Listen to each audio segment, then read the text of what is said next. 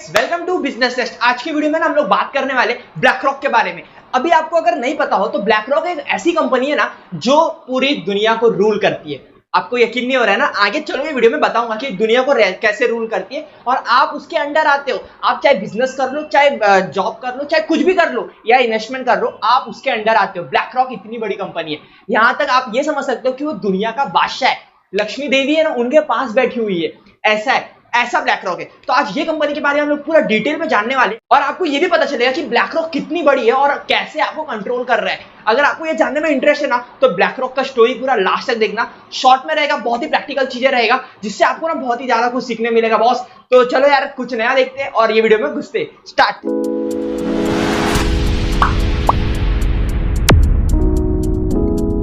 So guys, welcome to my screen और आपके सामने लिखा हुआ है BlackRock the god of the world.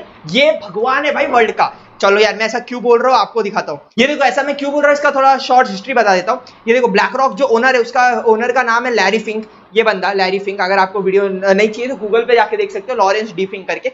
Purpose क्या था, ये कंपनी कैसे बनी थी, क्यों बनी थी? Managing corporate funds. जो बड़े बड़े कंपनीज के पास जो फंड्स होते हैं ना, वो फंड क्या करेंगे जब तक वो यूज नहीं आता है। कभी कोई कंपनी को एक्वायर करना होता है, तो कभी कोई कंपनी का कुछ माल खरीदना होता है, तब वो फंड यूज में आता है। लेकिन जब तक वो फंड यूज नहीं आता ना, तब तक वो बैंक में रखा रहता है। तो बैंक में रखने से ज्यादा इंटरेस्ट नहीं मिलता है उनको, इसलिए वो ऐसे बड़े बड़े फंड्स को मैनेज करता था। उसका एक इंटरेस्टिंग स्टोरी बताता हूँ। एक बार ना लैरी फिंक अपने जिस कंपनी में था ना, वो वहां पे $1 बिलियन का प्रॉफिट बना के दिया था। बट क्या हुआ ना, हमेशा ग्रीन ग्रीन तो नहीं होता ना, लॉसेस भी होंगे मार्केट में। तो उसने ना एक बार $100 मिलियन का लॉस कर दिया था। तो ये कंपनीज वाले लोग ने ये नहीं देखा कि उसने $1 बिलियन का प्रॉफिट बना के दिया था। वो लोग ने ये देखा कि $100 मिलियन का लॉस करवा दिया इसने, तो उसको निकाल दिया। तब जब उसको निकाला ना, तब ब्लैक रॉक का जन्म हुआ। ब्लैक रॉक उसने ऐसा बनाया 1992 में, जब हर्षद मेहता इंडिया में स्कैम कर रहा था, तभी ब्लैक रॉक जन्म हो रहा था उसका। वो ऐसा आज के डेट में वो इतनी बड़ी कंपनी है ना कि पूरी दुनिया उसके अपने इंडिया का 3 गुना 4 गुना जितना जीडीपी है ना, वो इतना वेल्थ मैनेज करता है। $10 ट्रिलियन। अगर अप्रॉक्स बताओ ना तो $10 ट्रिलियन। समझ पा रहे हो? इंडिया का जीडीपी कितना है? तो $3.5 ट्रिलियन। और वो $10 ट्रिलियन का कंपनी मैनेज करता है फंड। समझे? ये ब्लैक रॉक का ना, इनका 2 प्रिंसिपल है। कौन से 2 प्रिंसिपल है? फर्स्ट है कि रिस्क मैनेजमेंट और दूसरा है टेक्नोलॉजी। ये लोग क्या करते हैं ना, रिस्क मैनेजमेंट में बहुत अच्छा फोकस करते हैं और टेक्नोलॉजी पे अच्छा फोकस करते हैं। उनका टेक ना बहुत अच्छा है यार। आगे चलो बताऊंगा इसमें कौन से सॉफ्टवेयर आते हैं और वो सॉफ्टवेयर क्या क्या कर सकते हैं। देखोगे ना, सुनोगे तो आपको भाई लगेगा कि अरे यार, हम रिटेल इन्वेस्टर तो एकदम चीटी माइक्रो ऑर्गेनिज्म के बराबर है शेयर मार्केट में। ओके, केस स्टडी पे जाते हैं। चलो, अब ये केस स्टडी हम लोग स्टार्ट कर रहे हैं ब्लैक रॉक के ऊपर, जो कि है बहुत ही खतरनाक केस स्टडी। आपको काफी कुछ सीखने मिलेगा। Okay, so Vanguard. अब ये वैनगार्ड और BlackRock buys and hold every market leader companies. Vanguard भी ना इसका कॉम्पिटिटर है, जो भी वो भी एक बहुत बड़ा एसेट मैनेजमेंट कंपनी है। एसेट मैनेजमेंट कंपनी मतलब क्या? आपके जो भी म्यूचुअल फंड्स के पैसे होते हैं, फिर म्यूचुअल फंड्स की जो कंपनीज होती है, वो सारे पैसे ना कहाँ रखते? ब्लैक रॉक के और वैनगार्ड के पास। आपका जो पेंशन स्कीम होता है, आपका ईपीएफ जो कटता है, ये सब कहाँ जाता है? गवर्नमेंट बॉन्ड्स कहाँ रहते हैं? इनके पास रहते हैं, ताकि इनको पैसा बना के दे। ओके, वैनगार्ड और BlackRock buys and hold every market leader. इनके स्ट्रैटेजी में ये आता है कि ये मार्केट लीडर के ना, हर जो भी मार्केट का सेक्टर है, उसके जो लीडिंग कंपनीज है, उनको बाय करके ज्यादा स्टेक करके बैठ जाते हैं। जैसा बैंक हुआ, शॉपिंग मॉल्स हुए, फूड हुआ, रेस्टोरेंट हुआ, लग्जरी ब्रांड्स हुआ, क्विक कॉमर्स हुआ, डेली नीड्स, ऐसे सारे मार्केट इंडस्ट्री में ना जो भी टॉप के प्लेयर्स है ना, उनमें वो स्टेक लेके आराम से बैठ जाते हैं और एंजॉय करते हैं प्रॉफिट। ओके, 800 प्लस कंपनीज इनके पोर्टफोलियो में रहती है। ओके, और इनका AUM, एसेट अंडर मैनेजमेंट, कितना है? $9.6 trillion as of now. Okay, मतलब अप्रोक्सीमेटली $10 ट्रिलियन समझ सकते हो। फिर आगे बढ़ते हैं नेक्स्ट पॉइंट के ऊपर। 2008 का जो क्राइसिस था ना, वो ब्लैक रॉक ने ही सॉल्व किया था। ब्लैक रॉक कंपनी का जो मालिक है लैरी फिंक, इसी ने सॉल्व किया था फेड के साथ मिलके। यूएस का जो कंट्रोल, जैसा यहाँ पे आरबीआई है ना, वैसा यूएस में फेड है, तो वो दोनों मिलके 2008 का क्राइसिस सॉल्व किए थे।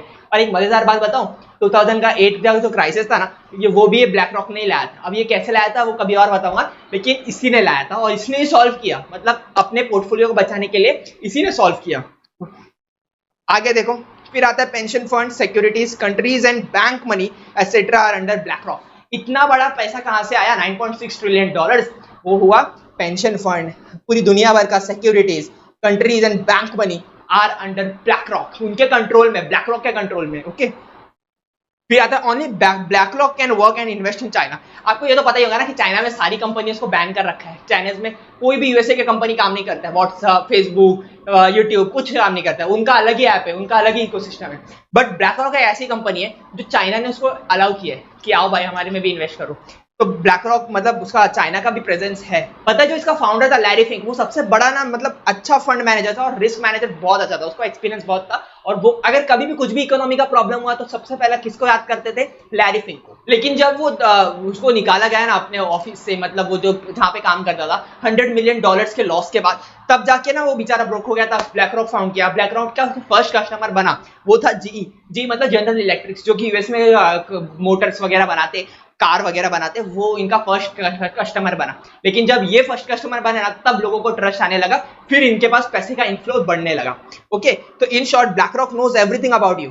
अगर मैं मुद्दे की बात करूं ना तो ब्लैक रॉक आपको सब पता है भाई, इसके अंडर फेसबुक है, एप्पल है, माइक्रोसॉफ्ट है, गूगल है, कितना बड़ा बड़ा इन लोग ने कंपनी में स्टेक ले रखा है, 5-5, 10-10% का स्टेक ले रखा है इतनी बड़ी बड़ी कंपनीज में। मतलब सोच रहे हो 5%, 10% आपको छोटा लग रहा होगा, लेकिन इतनी बड़ी कंपनी के ना अगर 5-10% भी आपके पास है तो आप कितना बड़ा ग्रोथ कर रहे हो आपको समझ नहीं आएगा।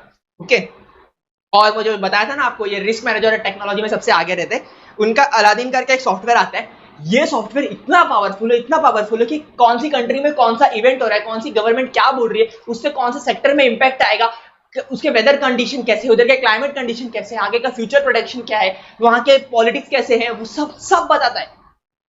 मजाक लग रहा है? सब बताता है।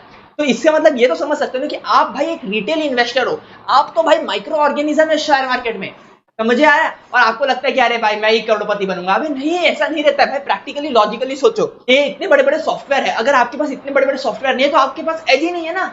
ऐसा नहीं कह रहा हूं कि शेयर मार्केट में रिटेलर्स पैसा नहीं कमा रहे, बट ये भी तो समझो कि बड़े लोग बड़ा गेम खेलते। ये अपना माइंड को बड़ा करो, मतलब ये जो अलादीन सॉफ्टवेयर है, पोर्टफोलियो मैनेजमेंट सॉफ्टवेयर है, अल्ट्रा एडवांस सॉफ्टवेयर है, बड़ी बड़ी कंपनियां यूज करती है। बट फिर भी ऐसा नहीं है कि हमेशा वो प्रॉफिट बनाएगी, लॉस होगा तो लॉस तो होता ही है, उनको मिनिमाइज करना यही ब्लैक रॉक का काम है। ओके, तो आपको ये समझ में आना चाहिए कि हमेशा आपका प्रॉफिट तो हो नहीं सकता, और F&O में जाके अगर आप लॉस करें तो भाई समझ लो 9 ट्रेडर्स लॉस में रहते हैं out of 10। Okay, so easy money के पीछे मत भागो, पैसा बनता है शेयर मार्केट में लंबे टाइम में, इन्वेस्ट करो और भूल जाओ। अच्छी कंपनियां को पकड़ो, इन्वेस्ट करो, और अगर ट्रेड कर रहे हो ना तो ट्रेड भाई आपका ना बहुत ज्यादा मतलब आपको बहुत ही डिसिप्लिन होना पड़ेगा। अगर आपके अंदर डिसिप्लिन नहीं है तो सॉरी, ट्रेडिंग आपके लिए नहीं है। ओके, आगे बढ़ते हैं। You can invest in black rock BLK in NYC। देखो ब्लैक रॉक खुद एक लिस्टेड कंपनी है, और अगर आपको उसमें इन्वेस्ट करना है तो आपको न्यूयॉर्क स्टॉक एक्सचेंज में इन्वेस्ट करना पड़ेगा, NSE में नहीं है, BSE में नहीं है। ओके, BLK करके उसका सिंबल है, आप इन्वेस्ट कर सकते हो। कैसे? इन IND मनी वगैरह, फिर वेस्टेड करके ऐप है, बहुत सारे ऐप्स है जो आपको यूएसए के स्टॉक्स को लेने की परमिशन या अलाउ करते हो। ओके, तो इतना समझ लिया, ये हमारा छोटा सा केस स्टडी था ब्लैक रॉक के ऊपर। तो गाइस अगर आपको ये केस स्टडी में मजा आया या तो काफी कुछ सीखने मिला तो प्लीज यार लाइक करना, शेयर करना, और हम मिलते रहेंगे हम लोग ऐसे सब न्यू टॉपिक्स के साथ। इंटरेस्टिंग टॉपिक रहेगा, लाइफ लेसन्स और बिजनेस लेसन्स, यही हमारे चैनल का मोटिव है। ओके, सो मिलते हैं नई वीडियो में एक नए टॉपिक के साथ, तब तक के लिए bye. Myself Viran Yadav signing off, business bye.